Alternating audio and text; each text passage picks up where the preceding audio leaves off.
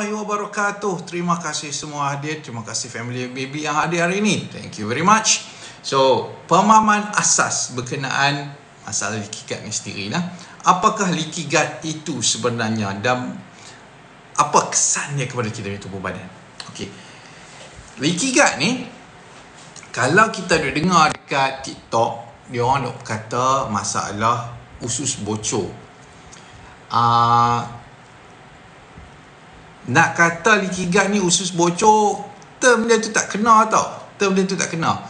Kalau usus bocor, words yang tepat dengan usus bocor adalah perforated intestine. Bermaksud usus tu memang bocor. Dia perforated ni bermaksud dia berlubang. Berlubang.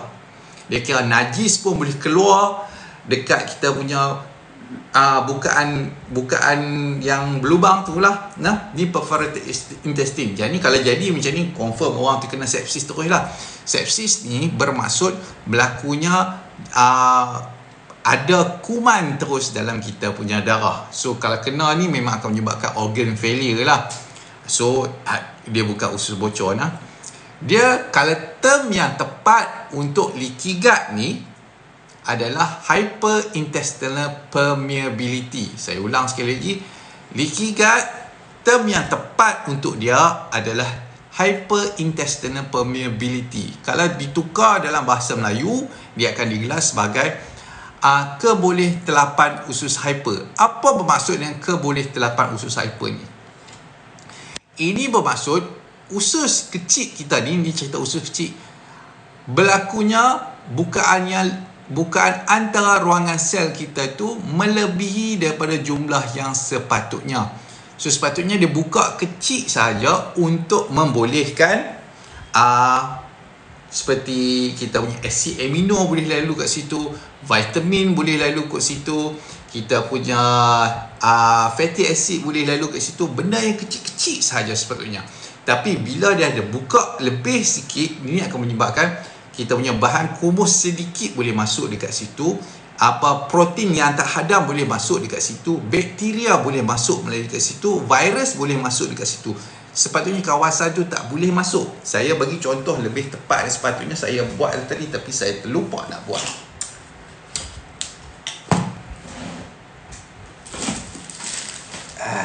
Mana dia?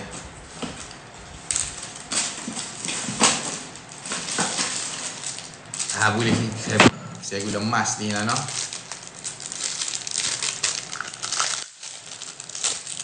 Nak bagi faham. Okey. Contoh macam mask ni. Okey. Dia bagi udara, dia bagi macam udara sajalah masuk melalui sini, tak apalah. Kerja dia untuk menapis bakteria daripada luar masuk melalui kita punya pernafasan.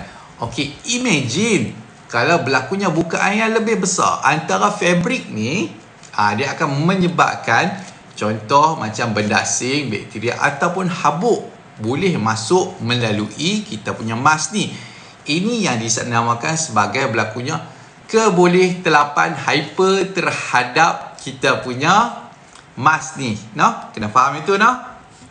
Okey. So untuk soalan, saya jawab kemudian, bagi saya jawab satu-satu dulu, no?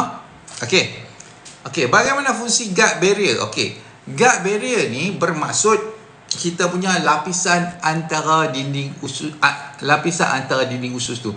Benda ni untuk tidak membolehkan benda luar masuk ke dalam kita punya, benda luar memasuki ke dalam kita punya darah. Okey, itu dipanggil gut barrier ni. Okey, apakah tanda atau simptom khusus yang menunjukkan seseorang itu mungkin mempunyai leaky gut? Dia tak ada simptom-simptom yang khusus. Wah, iklan Ali Syukri kan ni, mana satu? Okey, dia tak ada simptom khusus untuk leaky gut ni. Dia akan ada banyak simptom. Dia akan ada masalah berlakunya SIBO, Small Intestinal Bacterial Overgrowth, yang menyebabkan berlakunya masalah gas. Dia akan boleh menyebabkan berlakunya masalah alergik. Dia boleh menyebabkan berlakunya masalah vertigo. Dia boleh menyebabkan berlakunya masalah sakit kepala yang berterusan. Dia boleh menyebabkan berlakunya masalah osteoarthritis, radang pada kita punya sendi. Dia boleh menyebabkan berlakunya masalah gastritis, ulcer perut, banyak. So sebab tu benda ni susah nak diagnose. Okey, dia boleh didiagnose melalui pengalaman, experience sebab ni. Okey, salah faham yang paling umum tentang leaky gut seperti yang saya maklumkan tadi tu lah. Leaky gut ni bukannya orang kata usus bocor, dia hyperintestinal permeability. Okey, bermaksud punca dan faktor risiko. Apakah yang menyebabkan leaky gut? Dan adakah terdapat kumpulan yang berisiko tinggi untuk mendapat masalah leaky gut ni? Yang menyebabkan leaky gut ni secara asas adalah stres. Itu secara asas dia. Secara asas dia adalah stres. Dia tak ada benda lain. Stres ni dia ada emosi, fizikal dan juga makanan, chemical lah. Sama ada ambil ubatan-ubatan pun boleh menyebabkan masalah leaky gut. Makanan yang tak kena pun akan menyebabkan masalah leaky gut.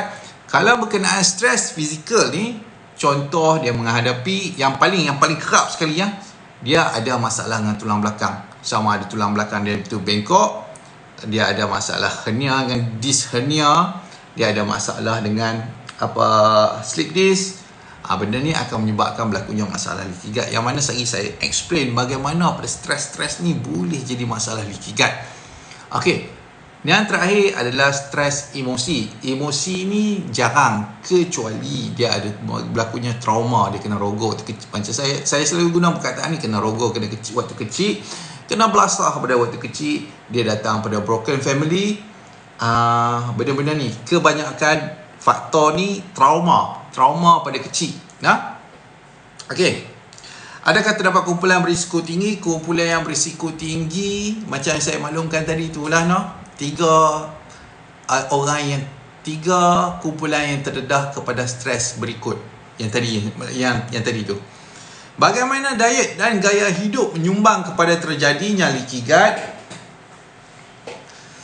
Gaya hidup yang orang kata autopilot lah. Autopilot ni bermaksud dia hidup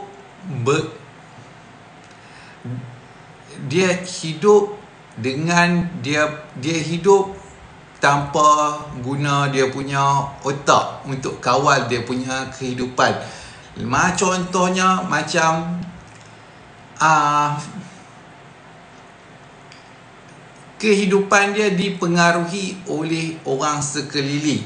Yang tu antara yang orang kata cara hidup. Contoh macam orang sekeliling makan tepung, minyak sayur dengan susu sentiasa, dia pun follow benda yang sama, wajib kena masalah leaky gut ni, dia tak boleh lari.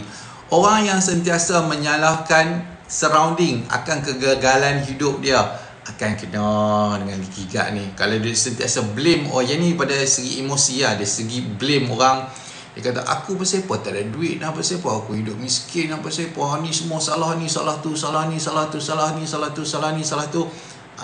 Wajib kena macam tu. Sebab dia tak take control dia punya kehidupan. Itu nanti lah. Okey. Apakah penggunaan ubatan-ubatan tertentu menyebabkan masalah leaky gut?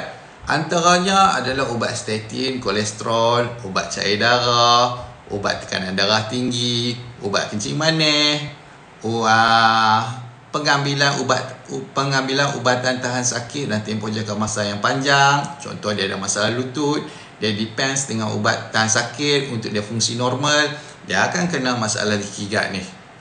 Okey. Sebab apa? Sebab ubatan-ubatan ni mengubah fiziologi cara manusia normal berfungsi. Okey.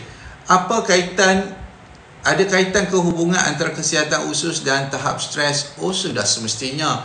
Lagi kita stres, lagi kita akan mengesah kita punya usus. Okey. So, kita tengok untuk soalan sekejap. Kita tengok soalan sekejap. Okey, Rohaya bertinjau. Selepas makan pedih perut, lepas tu nak buat macam mana tuan? Okey. Kita tak mahu pergi pedih perut ni mudah saja. Sebelum makan, ikut saja tips saya tu. Sebelum makan, kita minum air dulu. Lepas tu kita urut bagi sendawa sampai nafas rasa lawas. Baru kita makan. InsyaAllah tak akan ada masalah pedih perut ataupun kram perut. Buat itu sahaja. Dan satu lagi, untuk memastikan bangun pagi esok, boleh buang air besar dengan mudah. Minum air dulu, urut sampai sedawa, sampai nafas rasa lawas, baru kita tidur. Baru kita boleh tidur tanpa ada terkejut. Lepas tu kalau terkejut tak boleh tidur balik. Lepas tu bangun pagi esok jadi miserable, jadi sembelit. Tak mahu nak. So tips dia mudah saja. Sebelum tidur kita minum air dulu, kita urut bagi sedawa sampai nafas rasa lawas, baru kita tidur. InsyaAllah kita boleh tidur. Okey.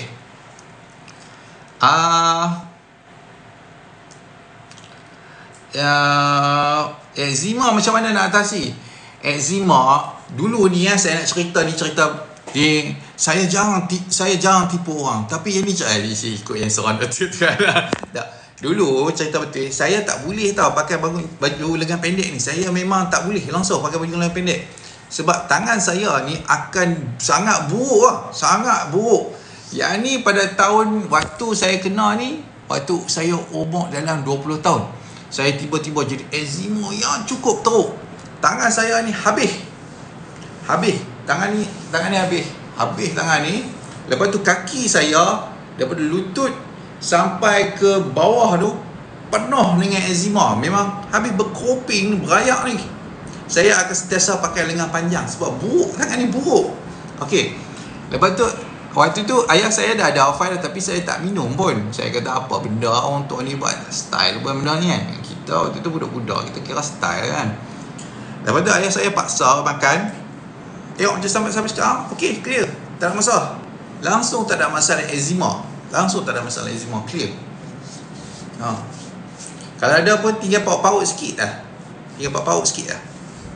Clear. So, bermaksud dekat sini kita rawat dulu masalah usus kita, amal Alpha Plus, praktis MBB, clear. Masalah eczema tak ada langsung masalah eczema, clear. Okey, kalau kena leaky gut ni memang ambil masa sangat nak sembuh. Ya, betul. Sebab dia bukan macam luka biasa tau. Dia bukan macam luka patah tangan ke patah kaki. Sebab kita nak repair tubuh badan kita pada cellular level tau. Banyak kerja tu dan dia akan makan masa. Tapi pelan-pelan kayu sampai juga. Okey. Untuk Tuan Leo menyesal sangat tak jaga perut dari dulu sebab saya kena ubat tahan sakit antibiotik dan plus stres kerja. Okey, sekarang ni macam mana Tuan Leo? Steady.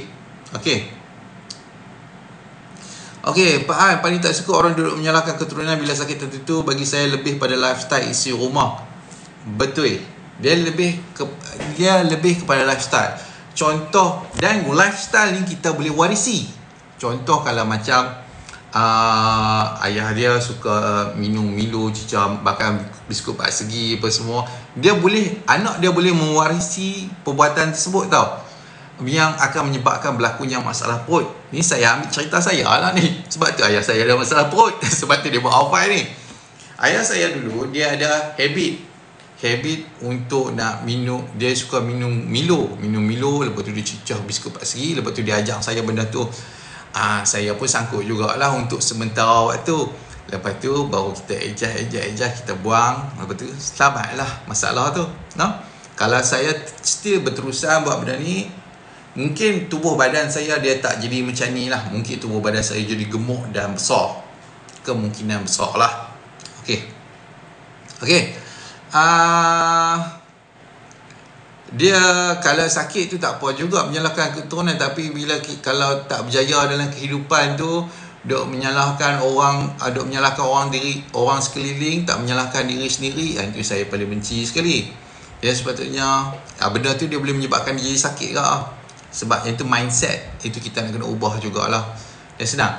Kalau kita tak berjaya dalam kehidupan, kita hidup susah ke, tak ada duit dalam poket lah, kemungkinan besar itu salah kita sendiri. So kita kena repair benda tu.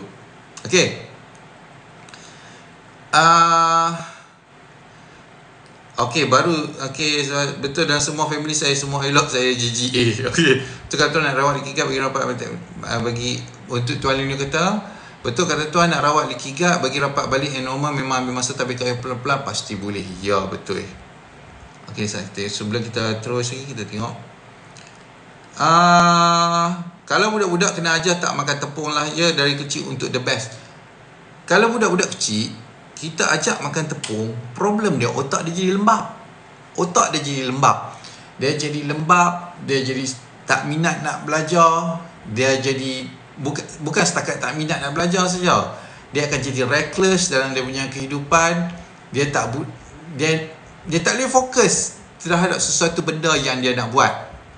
So better kita tak payah ajak langsung makan tepung ni. Macam anak saya tak ajak langsung makan tepung. Okey. Sebab apa mulut rasa macam logam? Dia ada rasa iron sebab kita reflux. Okey. Okey, Hataki pun hadir. Alright. So kita tengok, kita sambung balik. Mana minut saya sambung balik. Okey, rawatan dan pengurusan masalah leaky gut ni. Apakah langkah pertama dalam merawat leaky gut? Langkah pertama dia adalah belajar cara makan bagi betul, itu MBB. Ada orang kata dia pantang betul dah. Ada orang kata dia pantang betul dah. Bila kita tanya pantang betul itu macam mana? Dia makan bubur, lepas tu lagi waktu pagi-pagi dia minum ACV, apple cider vinegar. Lepas tu lagi dia buat makan bubur lagi. Lepas tu dia makan benda-benda yang tasteless, tak ada rasa. Lepas tu yang tu dia kata dia makan berpantang lah. Kalau berpantang macam tu, saya kata silakan berpantang macam tu. Saya rasa sampai bila-bila takkan okey. Langkah pertama dalam merawat leaky gut ni, belajar dulu makan bagi betul ni. Belajar dulu makan bagi betul. Cara introduce balik semua jenis makanan dalam kita punya makanan. Sagi dia kata makan betul, dia ambil oats. Dia kata, saya dah pantang ketak-ketak ni, saya makan oats. Kata, mampu lah. Lepas tu saya dah pantang ketak-ketak dah, pagi-pagi saya makan kurma 3 biji. Habislah, janganlah buat benda pelik-pelik. Tak boleh. Saya dah pantang elok lah, pagi-pagi saya minum susu dulu. Allah, habislah, janganlah. Bab susu ni senang saja. Orang Southeast Asia, keturunan Melayu, kulit sawo matang ni, populasi dewasa tak sangat-sangat kurang kebolehan untuk hadam susu. Itu kita punya genetik kita tak boleh lawan kita punya genetik kita memang macam tu. Kita laktos, orang Melayu ni secara keseluruhan populasi dewasa lactose intolerance. Kita tak boleh nak hadam gula laktos tu. Kalau kita makan laktos, confirm badan jadi gemuk, confirm dia akan trigger berbagai jenis penyakit metabolik. Lepas tu dia kata, lepas tu awak kat TV ada iklan mengatakan susu ni bagus. Betul? Sebab poket dia tebal, tong oksigen dia besar, dia boleh menyelam ke lautan dalam. Kena ingat itu saja. Kalau poket tebal, macam-macam boleh buat. Okey. Bolehkah dengan mengubah diet saya akan menyembuhkan leaky gut, dan makanan apa yang harus saya pantang dan apa yang saya perlu makan? Okey. Topik ni saya nak sentuh sikit berkenaan pengambilan karbohidrat. Karbohidrat kita orang Melayu ni konteks orang Melayu, orang India, orang Cina lah. Konteks Malaysia lah. Pada peringkat permulaan, kita buat 50-50 dulu. Bermaksud 50 nasi, lepas tu kalau nak selit sayur, selit sikit sahaja sayur. Buah nak selit pun ambil besar-besar ibu jari ni sahaja. Itu pun ambil sekeping 2 saja. Peringkat permulaan, nasi 50-50, portion dia 50-50. Bila dah naik advance sikit, dah naik peringkat intermediate, kita kurangkan sikit kebergantungan kepada kita punya karbohidrat, kita lebihkan kita punya protein. Okey, tak apa. Bila proses pengurangan karbohidrat dan lebihkan protein ni, dia akan trigger simptom. Sebab kita, untuk orang GGA, dia cara penggunaan tenaga dia depends on gula secara oral masuk mulut dia ni. Sebab dia cara penukaran gula kepada tenaga melalui proses glycolysis secara anaerobik. So tenaga dia burn dengan cepat.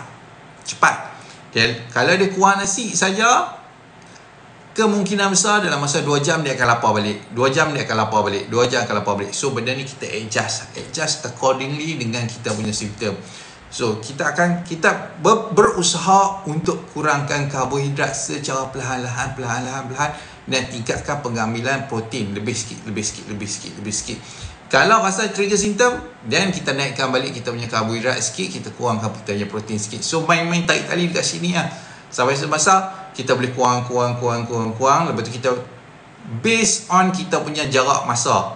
So kalau kita dah boleh buat dalam 3 jam, kalau kita boleh buat dalam 7 jam, nasi kita 50-50, dan kita kurangkan sikit kita punya karbohidrat, portion karbohidrat kita kurangkan sikit, kita lebihkan protein. So kalau kita tengok kita boleh maintain lagi 7 jam dan jumlah karbohidrat macam tu, kita kurangkan lagi karbohidrat, kita lebihkan kita punya protein lagi. Kalau boleh maintain lagi, kita kecilkan kita punya karbohidrat, kita lebihkan kita punya protein. Macam tu cara dia. Kita ulang macam tu nah. Okey. Antara pantang satu lagi jenis sayur lah. Sayur ni saya ada buat dan tips Telegram dan juga tips TikTok. Saya ada buat secara detail bab pengambilan sayur. Cara macam mana kita nak introduce balik jenis-jenis sayur dalam kita punya diet. Cara yang paling asas sekali, kita ambil sayur jenis daun lembut, batang lembut. Lepas tu dah boleh batang lembut, bila kita buang air besar, tak ada cebisan sayur, kita upgrade kepada batang keras, jenis sayur mentah. Lepas tu dah boleh ni, kita upgrade kepada jenis cruciferous, brokoli, bunga kubis dan sekian-sekian. Bila makan 3 benda ni tak ada masalah, perut tak bloated, buang air besar tak sembelit. Dan kita introduce jenis nuts ke kacang dahulu. Nuts ni jenis macam almond, cashew apa lagi ya? Almond, cashew, pistachio, benda-benda tu lah no. Benda-benda tu. And then dah boleh makan 3 benda ni, dah boleh makan jenis nuts tanpa trigger symptom, dan last sekali baru kita introduce legum. Sebab legum ni paling tinggi lectin. Lepas tu kita tengok macam mana condition kita pada hari ke hari, kita boleh improve dah. Okey. Berapalah apakah terdapat suplemen atau probiotik yang berkesan? Biasa follow saja MBB. Dia macam ni bab ni saya pun stres juga nak explain kat orang. Tak payahlah duduk pi campur ini, campur itu, campur ini, campur itu, sebab saya pun stres. Bukan stres sebab apa kita nak control orang duduk dalam ekosistem ni, tak. Sebab selagi bermain dalam ekosistem MBB, produk suplemen MBB ni, Halfie, Real B, Microbal, Happy D, Real C ni, selagi main dalam tu, kita boleh troubleshoot. Tak ada masalah. Kita boleh troubleshoot. Kat mana pun kita boleh troubleshoot. Tapi kalau bila start masuk barang lain dalam tu, itu yang buat pening. Sebab saya tak buat benda tu tau. Bila saya tak buat, saya macam, macam mana aku nak ejah? Macam mana bukan aku nak kata benda hak kawan ni tak elok kot kan. Aku tak maulah kata macam ni, bergaduh pula kan. Orang ni kata ni tak. Practice main saja dalam ekosistem MBB tu, sebab orang semua success story semua duduk dalam tu saja. Semua ni duduk dalam tu saja. Practice saja benda tu noh. Yang formula MBB tu, mula-mula kotak first, half 5, lepas tu belajar MBB. Lepas tu masuk kotak second, Halfie, Happy D, Real B. Dah masuk 3 kotak, Microbar, Real C. Yang tu beginner, intermediate, advanced. Kemungkinan besar ramai orang akan tersangkut dekat level intermediate ni lebih lama. Tak apalah, biarlah, asalkan ada progress. Then dah okay nak masuk fasa maintenance, kita masuklah Microbar dengan Real C. Maintain kat situ sajalah. Maintain kat situ saja. No? Okay. Apa perubahan gaya hidup yang disyorkan untuk seseorang dengan leaky gut? Gaya hidup praktis gaya hidup MBB bermaksud kena sentiasa workout tu sangat penting. Workout bina otot ni akan mengurangkan masalah insulin resistance, akan stabilkan balik kita punya hormon. Banyak. Tapi kalau nak belajar benda ni panjang. join masuk dalam grup MBB Fitness tu. Masuk dalam grup MBB Fitness tu, ada Coach Razman dalam tu, kerja duk kata orang supaya sentiasa ada progress. Macam baru tadi tengok Tuan Jit dah boleh pergi ni dah, pergi shopping mall, pergi shopping. Sebelum ni tak boleh. Alhamdulillah, kita pun seronok. Kita pun seronok. Okey. Berapa lama biasanya untuk melihat peningkatan selepas memulakan MBB ni? Dalam masa 2 minggu saja dah nampak efek lah. Sebulan dah nampak efek dah. Kalau untuk orang cepat, dalam 3 bulan boleh fully recover 3 bulan. Kalau lambat dia boleh makan setahun ataupun 2 tahun. Dia bergantung kepada berapa banyak damage orang tu. Berlainan tau, berlainan. Ada orang ni damage dia dah banyak, dia akan ambil tempoh jangka masa yang panjang lah untuk repair. Ada orang cepat bertindak, okey 3 bulan saja dah selesai lah masalah. It depends on human tu sendiri, okey. Sekejap kita tengok untuk komen balik. Okey, rawatan pengurusan dah habis dah. Kita tengok Sat.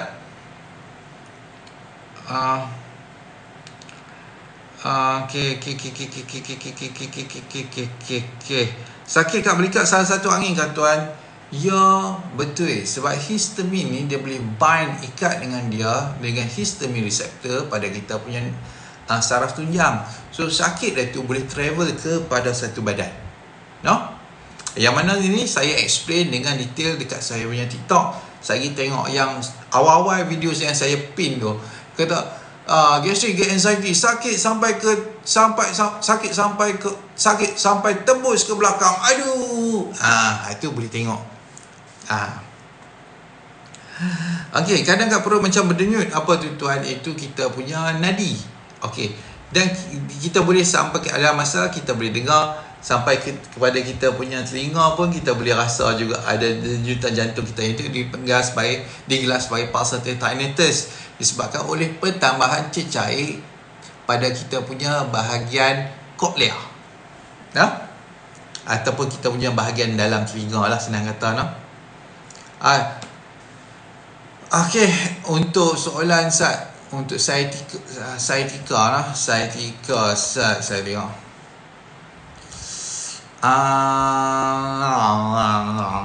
Okey, sciatica ni dia refer untuk sakit pada bahagian pain, lemah, kebas dengan tingling, terutama bahagian kaki. Dia mudah saja bab ni. Bila kita kembung, kita akan masuk mode simpatetik dominan, lawan atau lari. Bila masuk mode lawan atau lari, dia akan mengurangkan bekalan saraf dan darah pada pinggang ke bawah. So automatik kita akan rasa lemah, automatik kita akan rasa kebas, automatik kita akan rasa tingling. Tingling ni rasa perasaan macam mana kata, macam mencucuk lah pada kawasan kaki. Mudah saja benda ni. Okey. So soalan lagi.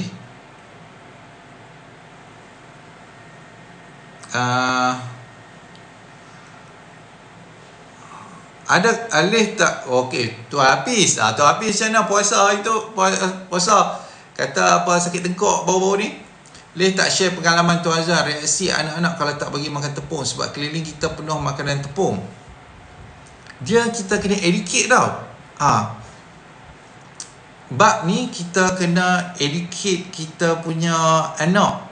Kalau kita tak educate, contoh kita tak bagi dia makan tepung, lepas tu dia tanya sebab apa tak boleh makan tepung, kita kena ajak dia satu.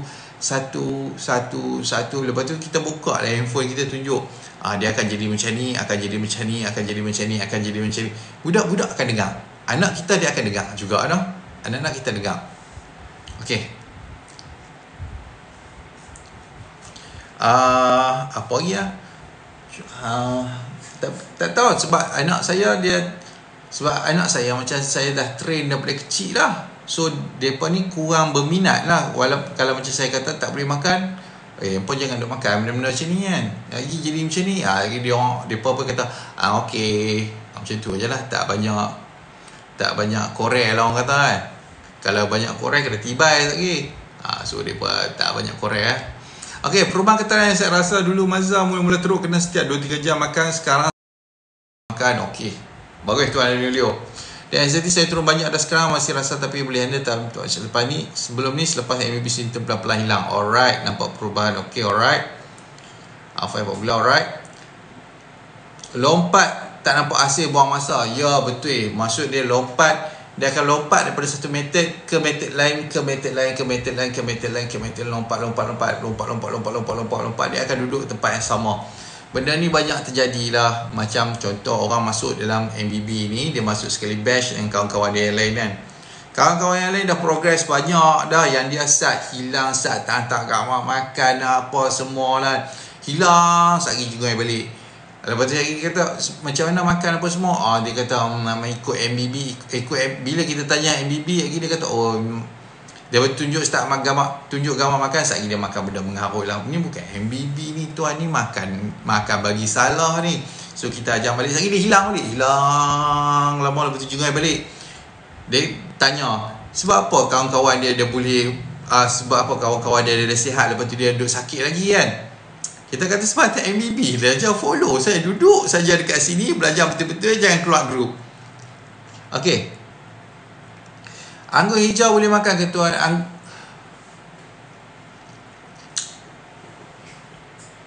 Dia buah-buah jenis macam ni, saya tak pernah berkenan sebab racun dia kuat sikit. Itu je. Dia kalau buah yang jenis macam contoh, saya jarang makan buah. Saya cukup jarang makan buah. Sebab saya kalau makan buah hari ni nak rasa dia nak jadi sembelit, leceh. Sebab tu saya jarang makan buah. Kalau saya makan daging, makan nasi, saya steady. Makan buah saya nak sembelit lah.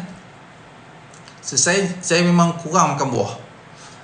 Tapi kalau buah yang saya kata nak bagi makan, contoh macam buah-buah tropika, makan tak ada masalah. Tapi kalau buah tu jenis datang pada overseas ke apa kan, saya tak makan. Logik dia mudah saja. Macam mana buah tu boleh tahan naik kapal berbulan-bulan tanpa rosak? Itu saja. Kalau boleh jawab soalan tu, maksud dia tak akan makan buah tu. No? Okay. Waalaikumsalam warahmatullahi wabarakatuh, Cik Azlin. Ni sekarang saya bersalam tuan. Hilang lah. Daging boleh makan tak tuan? Silakan makan, tak ada masalah. Silakan makan. Daging memang sangat okey untuk orang ada masalah usus. Tapi ingat. Waktu permulaan kita introduce daging, waktu kita simptom banyak, kemungkinan dia boleh trigger allergic, dia boleh trigger bloated tau. Sebab apa? Sebab untuk orang yang ada masalah leaky gut ni, bukaan usus dia tu masih besar sikit. Bila buka usus masih besar sikit, dia membolehkan protein tak hadam melalui bukaan usus tu. So kita punya mast cell akan detect, kata okey, benda ni benda asing, kita perlukan trigger penghasilan histamin, leukotriene, prostaglandin untuk attack benda tu sendiri. So dia nak trigger simptom. Macam ni cara dia. Kalau awal-awal makan daging trigger simptom, kurangkan dulu pengambilan daging tu. Kurang, bukan stop, kita kurangkan, makan sikit-sikit. Kita tengok makan sikit lagi, okey, tak ada bloated, tak ada apa, steady saja, tak ada masalah pun. Then baru kita naikkan jumlah daging tu sikit sampai kita boleh makan banyak. Macam tu cara dia, no? Okey.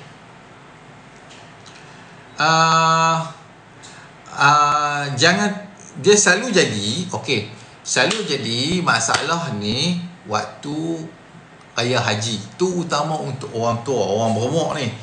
Bila dia makan daging saja, sebab dia pun ni selalu jarang makan daging, takut makan daging. So bila raya haji tu dia tengok terliok anak makan daging kan, makan daging. Dia makan sikit saja, dia baru sakit kepala. Sakit kepala, sakit tengkok. So sakit badan apa semua ni. Ni kolesterol tinggi ni makan daging tadi ni. Silap lah. Tak. Bukan masuk kolesterol tinggi, dia trigger histamin. So cara dia introduce, kalau jarang makan daging, lepas tu kita nak makan daging balik, introduce sikit dalam kita punya diet, nah? Sikit, lepas tu makin lama makin banyak, makan tak ada trigger simptom, dan kita tahu usus kita kembali okey dah. Okey. Anak saya minta roti canai, saya bawa balik nasi lemak. Macam tu cara nak ajak dia. Okey. Lepas makan perut rasa penuh dan tegang sebab tak keluarkan gas awal tu untuk mamai monster. So cara dia, sebelum makan minum air, urut bagi sendawa sampai nafas rasa lawas, baru kita makan.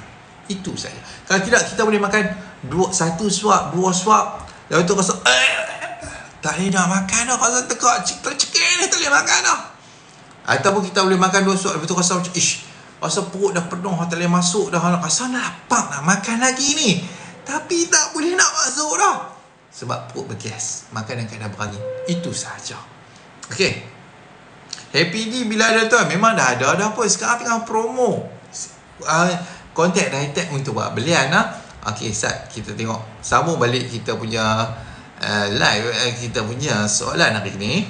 Okey, kontroversi dan salah faham. Mengapa leaky gut ni dianggap kontroversi dalam komuniti perubatan? Contoh kita pian kat doktor kan. Kita kata kita ada simptom-simptom ni, kita baca macam dekat internet kata kita ada simptom leaky gut. Doktor pun kata macam, menantang apa leaky gut ni kan? Tak pernah apa leaky gut ni, dia tahu, sebenarnya dia tahu leaky gut tu, tapi dia kata benda tu tak wujud sebab dia tak dia punya dalam medical textbook leaky gut ni satu benda, term yang tak wujud tau, satu term yang tak ada. So problem dekat situ. Sebab leaky gut ni satu benda baru. Tapi untuk geng holistik, geng engineer lifestyle ni benda lama. Tapi kalau untuk medical practitioner ni yang graduate university apa semua, proper punya lah, leaky gut ni dia tak diiktiraf. Tapi bila kita sebut hyperintestinal permeability, then dia akan faham, kita kata hyperintestinal permeability ni adalah leaky gut. Dia kata okey, faham. Tapi problem dia, macam mana nak diagnose benda ni secara proper? Contoh, macam orang ada masalah tekanan darah tinggi, kita check, BP tinggi ni, okey, tak apa. So kalau macam orang tu ada masalah kanser, kita check dia punya buat blood test, kita boleh nampak tumor marker dia tinggi apa semua kan, CRP dia tinggi. Okey, kita tahu betul dia ni ada kanser ni, betul kita kena check kemungkinan ada kanser, kita kena check lebih lanjut ni. Okey, boleh kenal lah. Kalau orang ni ada jangkitan bakteria kan, okey, kita buat dia orang contoh orang ni ada masalah dengan hati, dia boleh check daripada dia punya bacaan darah hati dia, tengok betul dia ni kemungkinan besar ada masalah hati berlemak. Kita tengok ni bacaan dia ni, betul ni. Dia boleh diagnose benda tu. Kalau macam orang tu ada masalah batu empedu, dia boleh buat ultrasound, check, ada batu empedu ni, betul ni. Tapi leaky gut ni macam mana nak check? Nak check untuk masalah leaky gut ni, dia based on pelbagai kriteria. Dia based on experience orang tu, baru kita boleh tahu untuk masalah leaky gut ni. Kita kena tengok dia punya blood test, kita kena tengok dia punya simptom, kita kena check dia segala benda semua ni, kita kena check. Then baru kita kata okey, kemungkinan besar orang ni adalah masalah dengan digestion, dia punya ada isu dengan dia punya penghadaman. So kita check pula macam mana nak solve punya isu penghadaman. Tapi untuk conventional punya style memang tak ada lagi tahu untuk nak solve masalah digestion punya isu secara proper.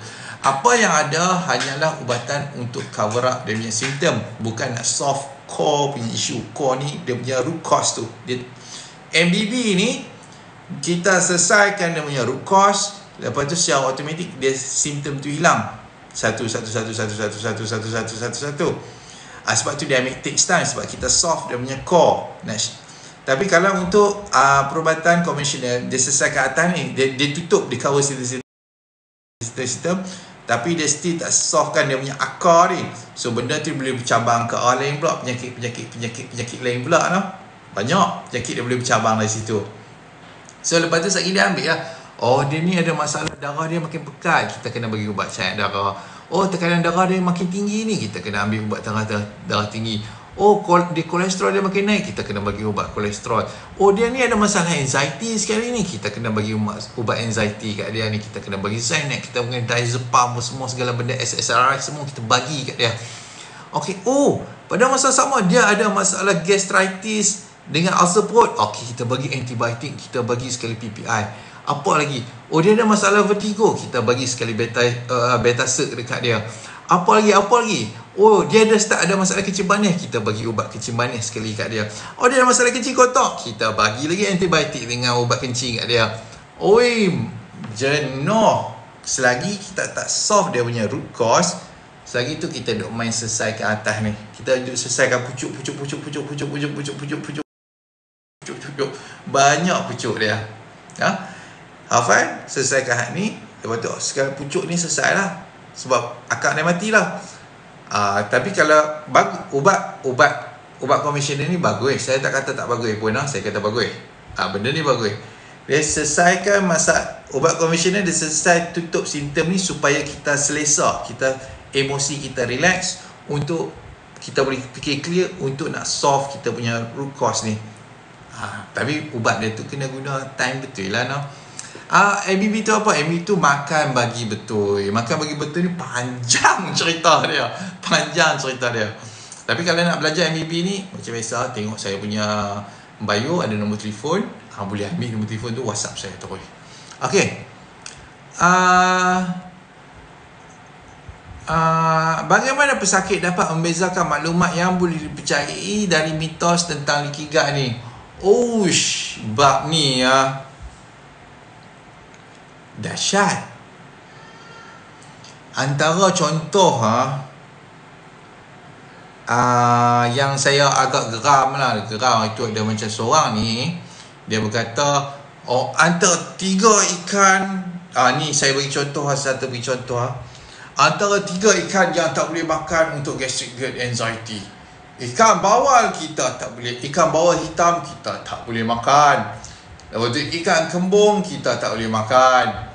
Ikan tongkoi tak boleh makan. Satu ikan pari kita tak boleh makan. Yang dia beritahu, kalau tidak makan benda ni akan trigger simptom. Saya kata Allah, lemahnya. Lepas tu yang syok tengok, dan tu dia punya komen tu banyak pula sokong, Alhamdulillah bagusnya tips ni apa semua. Saya kata mampu hampa kalau ikut tips ni, mampu. Dekat Malaysia tak ada siapa pun buat kajian jenis ikan mana yang tinggi histamin apa semua. Tak ada langsung paper berkenaan ini dekat Malaysia buat. Yang ada hanya overseas saja buat. Dan kalau dia katakan mackerel tu, kalau Malaysia ikan kembung ni mackerel lah, tapi dia subspecies daripada mackerel. Contoh kalau macam overseas, Spanish mackerel tu, kalau kita tengok Spanish mackerel, ikan besar tu, consider mackerel juga kan. Lepas tu jenis yang macam ikan tongkoi ni tuna, tapi ikan tongkoi Malaysia dia besar-besar ni tak besar mana pun. Kalau tuna tu ambil tuna besar tu, besar lagi lah pada saya dia punya tuna tu. Bermaksud dia dekat sini adalah kita kena faham bagaimana ikan ni boleh jadi tinggi histamin yang akan menyebabkan berlakunya scombroid poisoning ni. Scombroid poisoning bermaksud keracunan akibat histamin. Okey, ikan dia punya immune system dia dibentuk oleh asid amino histidine. Histidine ni bila ikan tu start mati saja, dia ada ni cara dia mati dengan cara penyimpanan dia tak elok. Histidine ni boleh urai dengan cepat menjadikan dia histamin. Ikan tu jadi busuk tak elok lah, senang kata So histidine ni contoh ikan mati, ikan tu mati tak elok macam mana? Bermaksud ikan tu mati lemah. Dia mati lemah. Kita tangkap dia, letak atas bot, lepas tu biar dia kelepak sendiri kan. Okey.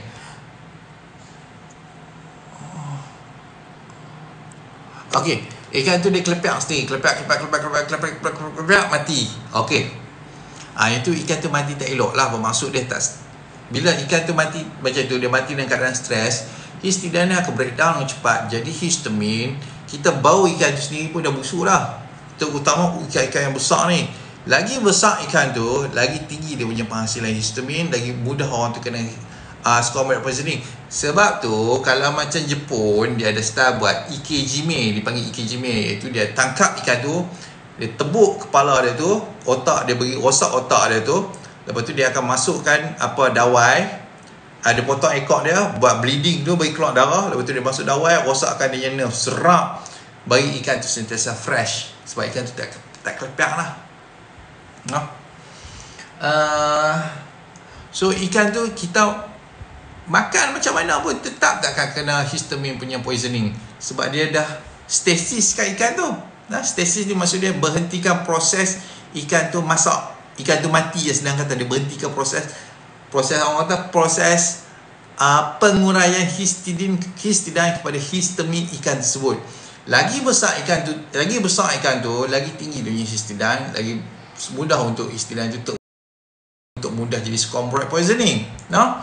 So kalau kata macam tu, ikan kembung tak boleh makan, mampu lah kita nak makan ikan apa, ikan tu hat tu je kot. Nak makan murah pun sekilo RM8, sekilo RM9, agak-agak kalau tak boleh makan ikan tu kan, agak-agak lah.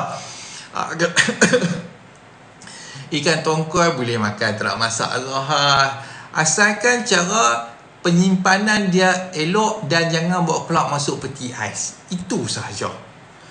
Ikan ni selagi dia fresh, selagi dia elok, makan saja, tak kira apa jenis ikan pun makan saja. No? Okey. Apa lagi mitos-mitos lah? Kalau ada mitos kat bawah tu kan, komen Sat, mitos-mitos yang mana saya ikut saya yang mana bukan mitos, yang mana kita rasa benda ni betul, tapi betul ke? Cuba komen Sat bawah tu. Komen. Lagi saya tengok sesuatu lah. Okey, saya tengok sekarang ni. Okey, sang keribis. Okey, bang, saya tak faham lagat ni asid lebih ke asid kurang. Dia cakap asid kurang, so dia tak cerna. Okey, macam ni ya. Macam ni. Untuk okey, sebab dia untuk dulu dia okey, saya faham lah maksud dia. Macam ni. Kepekatan acidity tu bermaksud gastric juice kita banyak. Kalau contoh okey. Saya kena rephrase balik ayat-ayat saya ni. Okey. Bila kita kembung, bloated, tubuh badan akan masuk mode sympathetic dominant. Okey. Bila masuk sympathetic dominant, kita ingat perut ni kata perut kita bawah ni ada LES kan, lower extremity sphincter, cukup famous lah benda ni. Bawah ni pula yang mana bila makanan proses tu keluar, bawah ni pergi kepada kita punya permulaan usus kecil, ni digelar sebagai pyloric sphincter.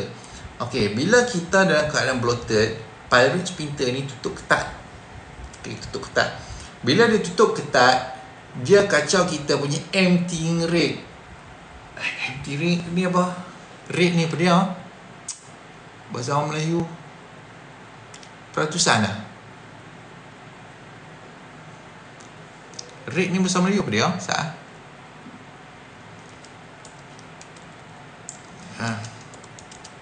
Rate in Malay. Kadar. Okey. Rate ni maksud kadar. Kadar pengosongan kita punya gastric juice dia akan ganggu. So bermaksud gastric juice kita akan berkumpul banyak. Setiap kali kita kembung saja kita akan mual. Sebab apa? Sebab pyloric sphincter ni bawah ni ditutup. Kita punya penghasilan gastric juice tu tetap akan ada. So gastric juice kita akan start banyak. Kita akan mula rasa mual. Bila banyak gastric juice ni, dengan kurangnya kebolehan untuk kita nak trigger hidrogen ion ke chloride punya,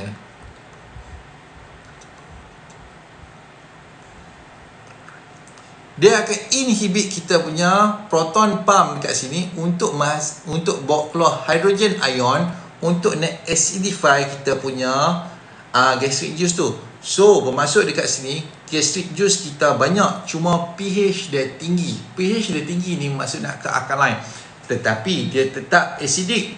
Dia pH ni dalam 4 dan 3 ke atas, dia still acidic. So gastric juice tu banyak, pH tu tinggi.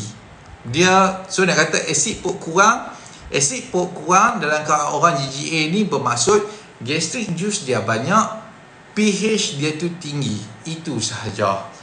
Sebab tu dia boleh muntah asid. Oh, panjang. Tapi nanti tengok live ni. InsyaAllah kalau file ni tak korup, saya akan upload dekat YouTube. Okay.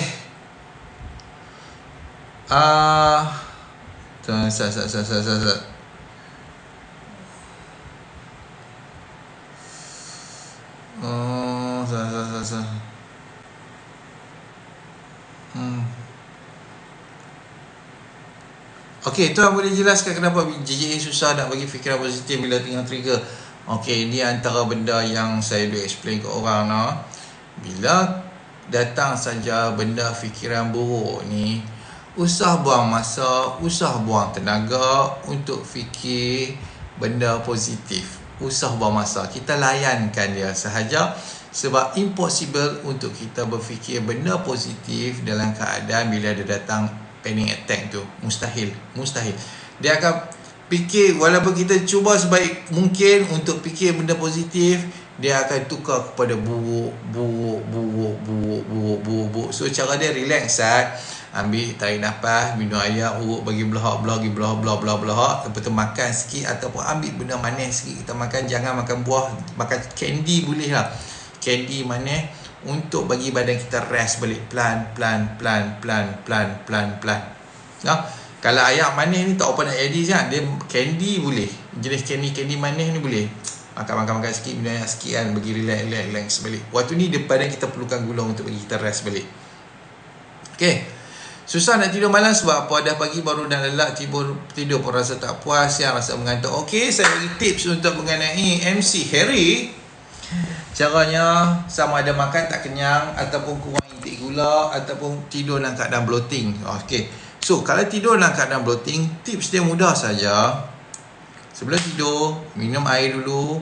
Lepas tu, kita urut nafas, bagi nafas kita rasa lawas. Lepas tu, kalau kaki tetap rasa nak panas, terutama dekat tapak kaki, kawasan kaki, belakang pelipat, perut dengan belakang pinggang dan juga belakang badan ni. Lepas tu, kalau boleh makan bagi lewat sikit lah. Kalau macam kita tidur pukul 11, makan pukul 9. Sebelum nak makan tu kena makan bagi kenyang. Kalau makan tak kenyang, kita tak boleh tidur juga. So makan, sebelum makan minum air dulu. Minum air, urut bagi sedawa sampai nafas rasa lawas. Lepas tu kita makan bagi kenyang. Then pukul 11 lagi kita nak tidur. Sebelum tidur kita minum air, urut bagi sedawa sampai nafas rasa lawas. Lepas tu sapu minyak sikit kat kawasan kaki, belakang pelipat, perut, belakang pinggang dan belakang dada kita ni. Dan kita tidur lah. Kita boleh tidur sampai pagi. No? Adakah GGA menyebabkan kita hypersensitif terhadap apa-apa perubahan yang sampai berlaku kat kita sampai anxiety? Ya, memang betul itu Hafiz. Okay, gut issues memang ada connect dengan brain kita. Gut brain axis usus memang ada connect dengan brain kita. Itulah kena heal gut baru mind akan okey. Ya pun simple saja, mudah saja jawapan ni. Bila kita inflame kita punya usus, dia akan menyebabkan berlakunya, boleh pilih salah satu, histamine intolerance akibat kekurangan penghasilan, akibat kurang penghasilan diamine oxidase sebab kita dah inflame kita punya dinding usus tu. Satu lagi, dia akan trigger untuk masalah mast cell activation syndrome. Dua benda ni akan hasilkan create masalah histamine intolerance, yang mana dia boleh radang kita punya kawasan hypothalamus. Radang saja kita punya kawasan hypothalamus, kita akan scrub lapar, kita akan trigger masalah anxiety kita akan trigger masalah panik. Macam lepas tu dia panjang lagi cerita dia. Tapi tak apa, kita cerita benda lain dulu. Macam mana nak buat belian? Boleh buat pada doktor diet and Dre pun boleh, tak ada masalah. Ada tips untuk mudah tidur tuan, makan apa? Tips untuk makan tidur macam saya cakap tadi itulah. Kalau susah nak tidur lagi awal-awal ni, jangan praktis IF, jangan praktis puasa, jangan praktis untuk omat, atau buat kurang makan, jangan buat kurang makan karbohidrat, jangan buat makan lebih buah, jangan lebih makan sayur. Apa lagi nasi kena makan, lauk kena bagi sedap, santan tak, ini kita belajar MBB ni. Sebab tu MBB ni kalau kita nak bagi sekali harung tak boleh tau. Dia tak boleh bagi sekali harung. Dia kena ajak pada hari-hari ke hari-hari ke hari. Sebab hari-hari kita akan belajar benda baru, benda baru. So kalau macam tu kalau tuan bela lagi bab ni, mesej saya lagi. InsyaAllah esok saya boleh reply sebab esok saya kena PKL pula. Tak apa, tekan drive tu saya boleh bagi voice, tak ada masalah. Salam Tuan Azwan, live TikTok ni ada record masuk YouTube tak? Kalau file tak korup, saya upload YouTube. Okay.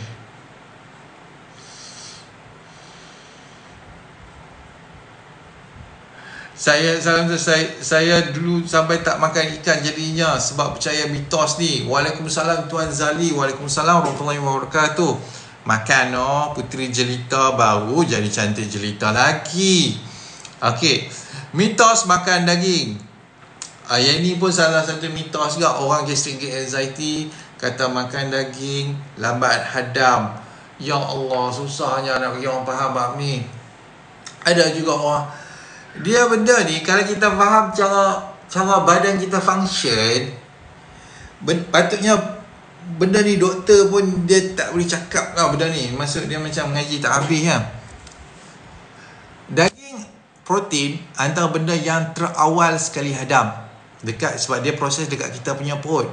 Dan benda daging ni akan bantu kita punya proses digestion lebih lanjut. Sebab apa saya duk suruh especially untuk orang yang baru MBB ni introduce daging dalam diet, sebab dia akan bantu acidify kita punya perut. Macam mana dia bantu kita acidify kita punya perut? Sebab bila kita makan daging, perut kita detect saja protein, automatik dia akan hantar signal pada kita punya pepsin apa dia? Okey. Okey.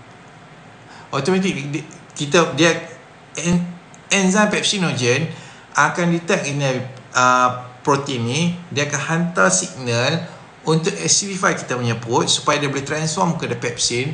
Pepsin ni akan bantu untuk digest kita punya daging ni, dan automatically selesai dekat kita punya perut. Dah selesai dah.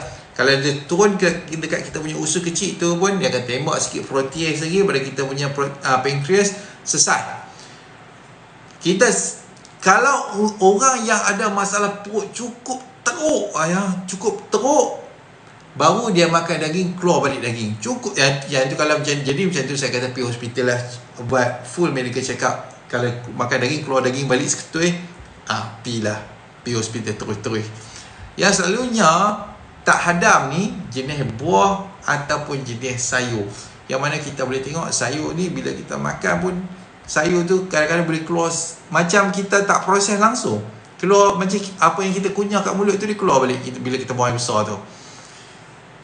Sebab dia jenis fiber ni, dia memang memerlukan bakteria usus yang cukup steady untuk nak hadam dia. So, daripada sini sedang saya buat kesimpulan adalah makanlah daging. Daging bantu untuk kita digest makanan lain. Okay. Betul tuan, selagi fresh lagi tu sesuai untuk dimakan. Ya, tuan sekarang banyak susu untuk GERD, macam mana tuan bukan susu tak boleh ke? Saya tak mau kata apa langsung. Bab ni. Saya kata kalau nak try, lepas tu dah main lah balik kan. Macam tu saja. Sebab secara genetik orang Melayu, orang pada Southeast Asia ni, Cambodia, Singapura, Brunei, apa segala benda ni, tiada populasi dewasa ada kekurangan enzim laktis untuk nak hadam laktos. Kita kebanyakan laktos intolerant, makan susu dia nak jadi cirit. Sebab tu orang minum teh tarik pagi-pagi, lepas tu lagi dia nak pergi berak terus. Ya, sebab kita laktos intolerant. Okey. Pasal buah kering macam histamin, dikatakan tinggi histamin, dia bukan tinggi histamin tau. Okey ya. Kurma, prune, kismis, dia bukan tinggi histamin. Dia makanan yang tinggi dalam FODMAP. FODMAP maksudnya dia fermentable. Fermentable ni bermaksud bernapai, oligosaccharide, disaccharide, monosaccharide dengan polyos. Semua ni jenis gula. Okay, mereka cukup, mereka ada banyak jenis gula dalam satu makanan tu. So, dan juga serat kering. Kalau untuk orang GGA makan benda ni tanpa bakteria yang mencukupi untuk nak mengurai semua benda tu, dia jadi bloated. Dia menjadi bloated. Kalau nak kata lepas tu dia trigger histamin, mudah saja. Bila jenis bakteria usus besar ambil gula-gula dan serat kering ni, dia tapai, dia bebaskan gas, dan ada dia punya end up product dia tu adalah histamin.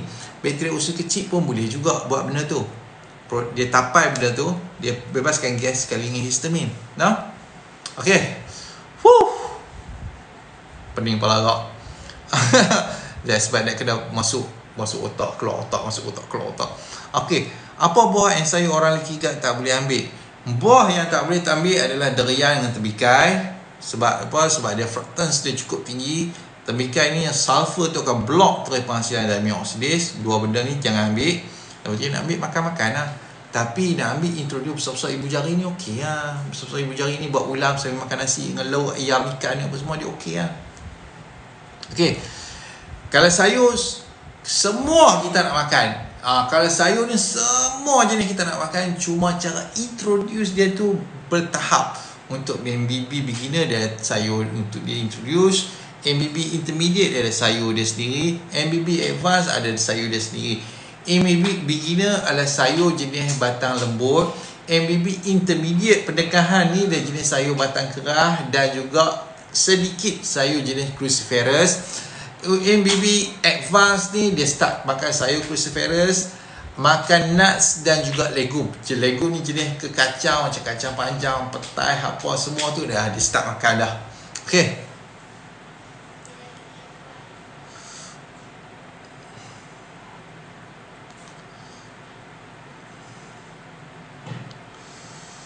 Okay. Kalau gastrik boleh minum air saffron tak? Saffron boleh, tak ada masalah, boleh je. Isteri saya pun buat juga minum air saffron ni.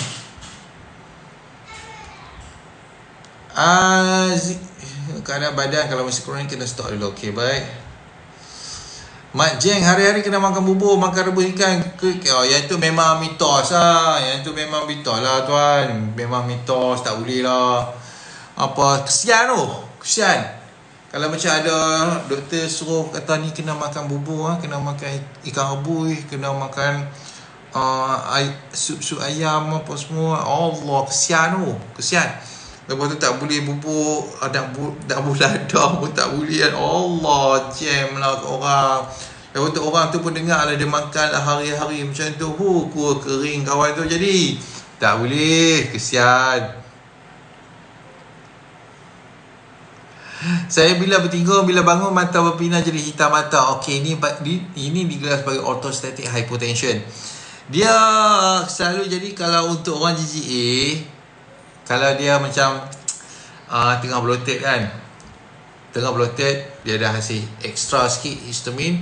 Histamin ni tengah membesarkan dia punya, melebarkan dia punya saluran darah. Sebab sifat histamin ni dia vasodilate. Dia boleh membesarkan saluran darah. Bila saluran darah tu besar sikit, okey, blood pressure kita jadi drop mau. Blood pressure kita jadi rendah.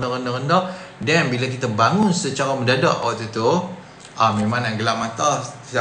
Kalau silap sikit dia boleh jadi jatuh. Okey.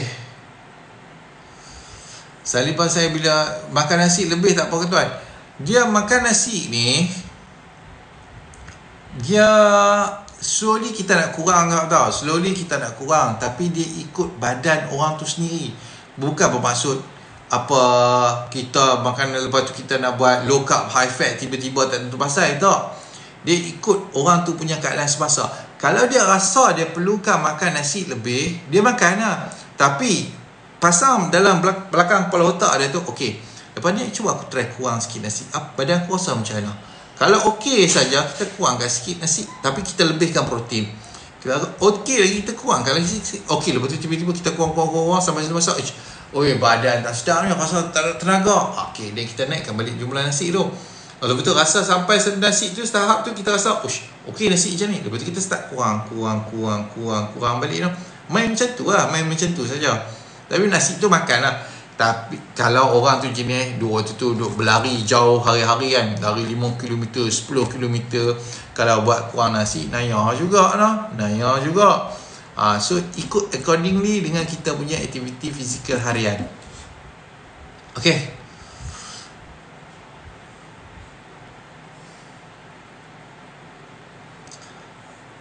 Okay, so kita tengok Ustaz apa habiskan topik kita malam ni ya. Okay, langkah pencegahan. Bolehkah leaky gut dicegah, dan jika ya, bagaimana? Nak cegah leaky gut ni kita kena kurangkan stres lah. Yang lain macam kalau stres fizikal tu tak boleh buat apa lah. Kalau kena tu memang orang dikata ditakdirkan lah, nak buat macam mana kan. Tapi jenis yang tak ditakdirkan ataupun tersalah ataupun termakan kan. Ni saya termakan tepung. Tak boleh lah. Termakan tu maksudnya memang nak makan. Katalah saya memang geram nak makan tepung, sebab tu saya makan tepung. Senang terus terang kan. Tak ada lah kata termakan. Kalau nak kata nak dicegah tu, tepung, minyak sayur dengan susu, 3 benda ni saja buang. Tak ada, susah lah nak kena leaky gut tu. Apa peranan kepelbagaian mikrobiota usus dalam mencegah leaky gut? Okey, ini penting Kepelbagaian mikrobiom ataupun mikrobiota dalam untuk mencegah leaky gut ni adalah orang kata perlu ada lah, perlu ada. Sebab tu kita nak introduce balik semua jenis sayur yang ada. Lepas tu kita nak makan balik pelbagai jenis buah, tapi dalam kuantiti yang tak banyak. Problem dengan buah ni, fructose dia tu tinggi. Buah kita semua GMO. Gula tu dia sangat tinggi tau. Dia benda yang tak logik tau. Benda yang tak sepatutnya wujud dekat bumi ni, tapi wujud. Sebab tu kita ambil buah ni, kita ambil besar-besar ni ataupun besar-besar ni saja kan. Tapi kalau sayur ni kita nak makan banyak sikit lah. Dan kita nak makan semua range of jenis sayur ni untuk mempelbagaikan kita punya bakteria usus. Bila kita mempelbagaikan jenis bakteria usus kita ni, dia boleh menyelamatkan kita daripada berlakunya pelbagai jenis penyakit. So introduce pelbagai jenis sayur ni by step, slow. Lepas tu kita nak makan buah juga, kita nak makan nasi, kita nak makan daging dengan protein semua tu, no? Okay. Seberapa pentingkah hidrasi untuk menjaga gut barrier yang sihat? Penting lah. So ayak tu jagalah bila kawan fine ni, dan pastikan dapat 2.5 ke atas saja lah, no?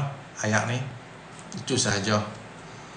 Okay, so kita habiskan lah maklumat terkini. Apa penemuan atau penyelidikan terbaru mengenai leaky gut ni? Untuk masalah leaky gut ni, orang jarang buat research sebab dia tak buat duit pun. Sebab tu untuk leaky gut ni, dia punya research ni sangat-sangat limited. Sebab jenis tak buat duit ni, orang jarang nak buat research. Kalau jenis buat ada kaitan dengan duit ni, dia banyaklah research mengenai itu.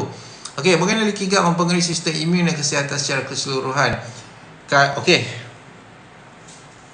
panjang juga ni. Bila kita ada masalah leaky gut, tubuh badan kita masuk dalam masalah sympathetic dominance. Bila masuk dalam mood sympathetic dominance, kita akan kekurangan bekalan darah dan saraf kepada kita punya digestion, menyebabkan kita punya pancreas kurang function, liver kurang function, hati kurang function, kita punya gallbladder kurang function, kita punya kidney kurang function juga. So, perkara pertama sekali, kita akan kekurangan vitamin D. Bila kita kekurangan vitamin D, automatik kita punya imun akan haywire. Sebab vitamin D kerja dia untuk mengawal selia kita punya immune system. So, bila kita kekurangan vitamin D, immune system kita jadi haywire, dia akan jadi masalah autoimmune, kita akan jadi masalah eczema, kita akan jadi masalah psoriasis, kita akan jadi masalah systemic lupus, kita akan jadi pelbagai jenis masalah autoimmune. So, problem lah. Ada juga masalah immune disebabkan oleh masalah genetik, tapi yang tu benda tu detect pada kecil. Tapi kalau dah tua bangka tiba-tiba jadi ini, kita tahulah sebab apa. Sebab masalah perut lah, no? Selesaikan masalah perut dulu. Dan lepas tu top up lah untuk APD tu. Sangat-sangat penting mendatang tu. Sangat-sangat penting. Okey. Apakah hubungan leaky gut dengan penyakit autoimun? Macam saya terang tadi. Bagaimana faktor persekitaran seperti toksin dan pencemaran menyumbang kepada sindrom usus bocor? Dia, kalau kita duduk kawasan kilang, kita duduk, kita isap rokok kuat, memang akan menyebabkan mudahnya berlakunya masalah leaky gut lah. Itu sahajalah. Itu sahaja, betul.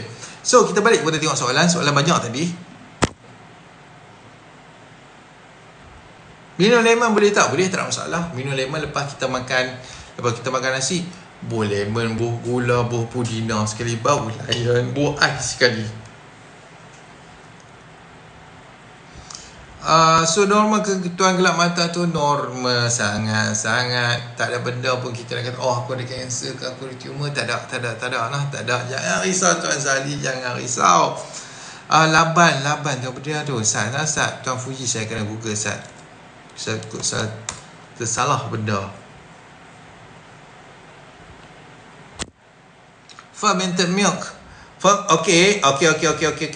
Fermented milk dia berlainan tau dengan fresh milk ni. Dia lagi di ferment, macam contoh macam cheese daripada susu. Macam cheese dia sangat kurang dia sangat kurang laktos. So orang yang ada masalah lactose intolerance boleh makan cheese. So kalau macam laban ni, dia kurang juga laktos. Tapi kalau boleh makan lah, tak ada masalah lah. Tapi kalau tak boleh makan nak reflux, makan nak kembung, makan nak cirit, jangan makan lah. Itu je nak. Okay, kita tengok soalan lagi.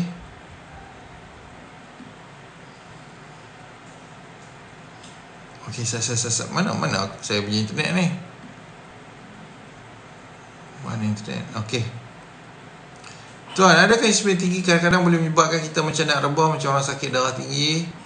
Ya, betul. Sebab dia melebarkan saluran darah kita. Bila melebarkan saluran darah kita, dia sifat dia vasodilator.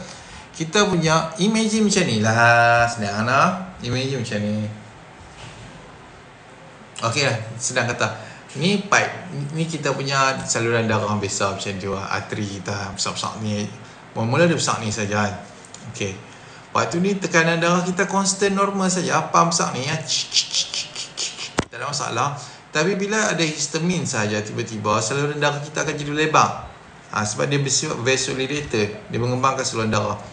Bila saluran darah kita jadi besar, apa jadi kat pressure tu? Pressure mesti drop. So bila pressure drop saja, zero, apa jadi? Nadi kita start laju lah sikit. Dia debak sikit, lebih sikit kan. Okay. So dari sini saja automatic bila blood pressure drop, kita kurang bekalan darah kat kita punya otak, kurang sikit oksigen. Rasa kalau kita buat macam duduk tiba-tiba bangun tiba-tiba kan, tak sempat nak pump, gelap mata juga kan. Okey.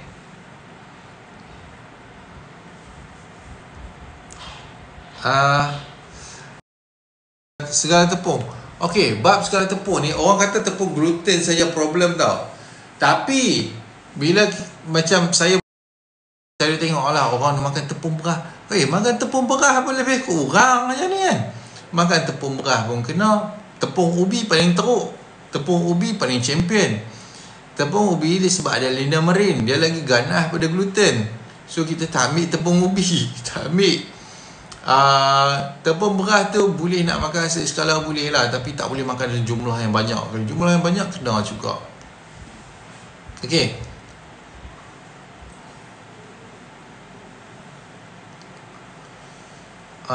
Bila nak tahu kita dah improve untuk move next phase?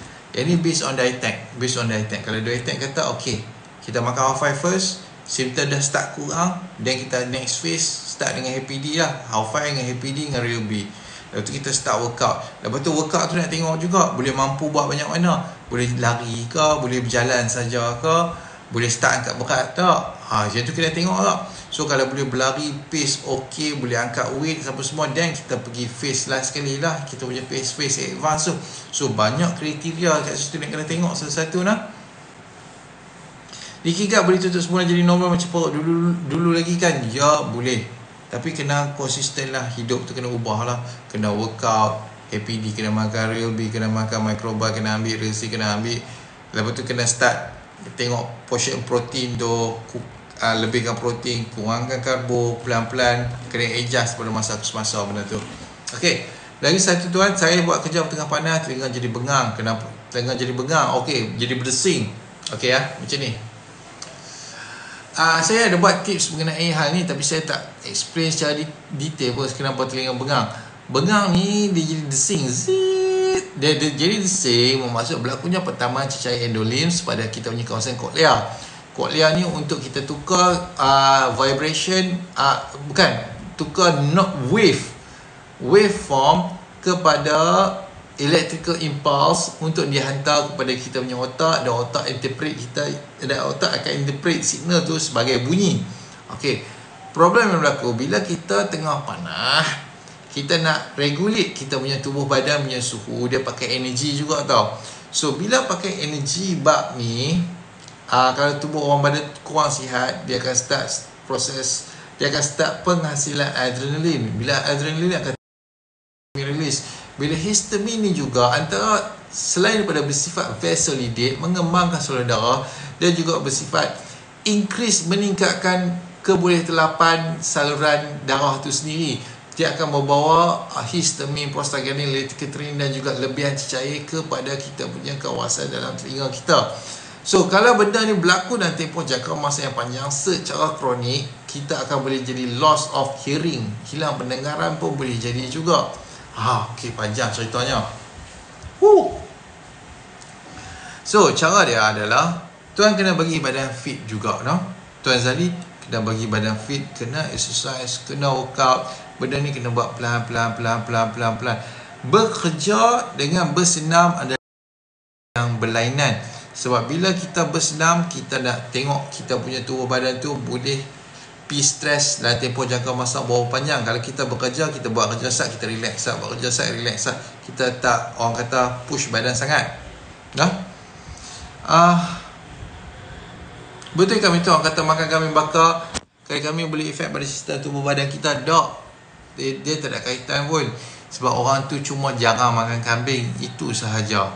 Kalau nak naik darah tinggi, akibat masalah histamin juga. Nak jadi masalah triglyceride tinggi, triglyceride tinggi ni cerita lain lah.